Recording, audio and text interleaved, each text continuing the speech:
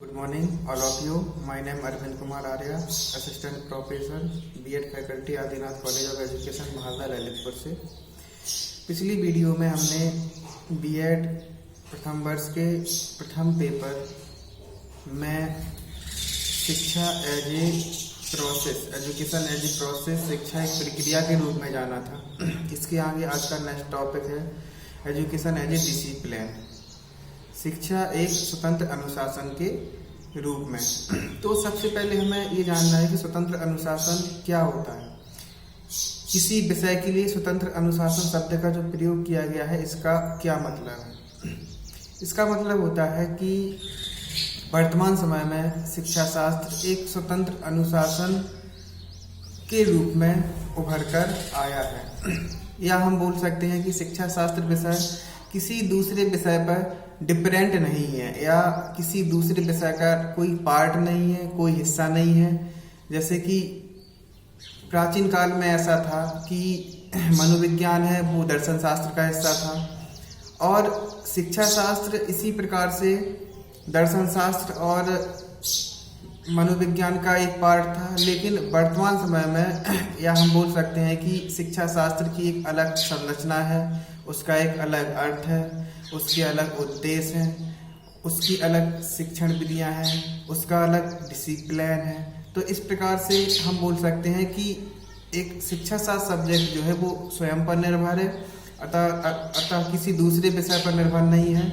इसलिए हम बोल सकते हैं कि शिक्षा शास्त्र एक स्वतंत्र अनुशासन के रूप में। तो इसकी उत्पत्ति कैसे होती है, तो आज हम ये जानेंगे कि सर्वप्रथम प्राचीन काल में विभिन्न खोजों और प्रयासों के लिए शिक्षा में जो विभिन्न खोजें हुई हैं और जो प्रयास किए गए हैं, वो दर्शन शास्त्रियों, समाज शास्त्रियों, मनोवैज्ञानिकों, अर्थशास्त्रियों आदि के द्वारा की गई हैं समय समय पर। क्योंकि जो एजुकेशन है, शिक्षा है, इसका बेस क्या होगा? इसका बेस या तो दर्शन होगा, या समाज होगा, या देश की आर्थिक स्थिति होगी, या राजनीतिक स्थिति होगी।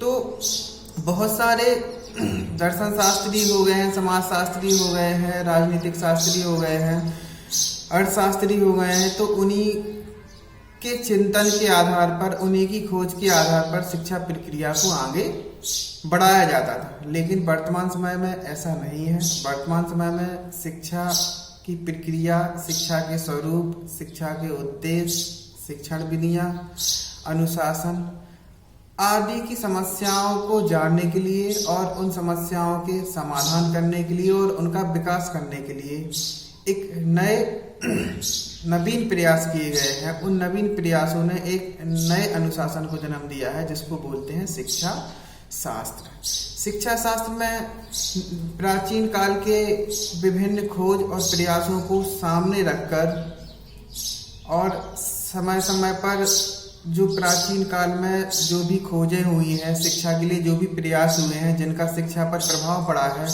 उन सबको संज्ञान में रखकर शिक्षा को आगे बढ़ाया जाता है और शिक्षा में नवीन प्रयास किए जाते हैं, नवीन खोजें की जाती है। क्योंकि समाज परिवर्तनशील है, समाज परिवर्तनशील होने के साथ साथ शिक्षा में भी परिवर्तन होना बहुत ही जरूरी है। और ये परिवर्तन कैसे होने चाहिए, किस तरीके से होने चाहिए, शिक्षा में किस प्रकार का शिक्षण विधियों का प्रयोग होना चाहिए, अनुशासन कैसा होना चाहिए, ये सारी बातें शिक्षा शास्त्र बताता है और शिक्षा शास्त्र धीरे धीरे शिक्षा में सुधार करता है।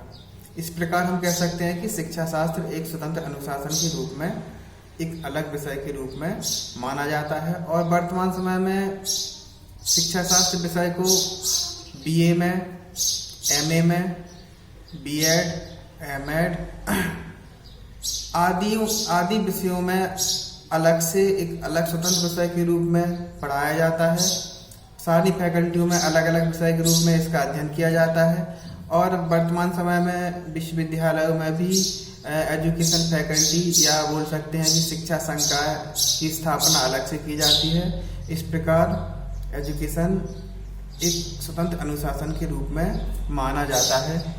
या हम बोल सकते हैं कि शिक्षा शास्त्र ज्ञान की वह शाखा है जो शिक्षा प्रक्रिया के स्वरूप, उसके विभिन्न अंगों और समस्याओं का दर्शन शास्त्री, समाजशास्त्रीय, मनोवैज्ञानिक और वैज्ञानिक दृष्टिकोण को सामने रखकर अध्ययन करता है। इस प्रकार एजुकेशन एज ए डिसिप्लिन आपका जो टॉपिक था शिक्षा शास्त्र के अनुशासन के रूप में, ये पूरा विस्तार पूर्वक बताया गया है।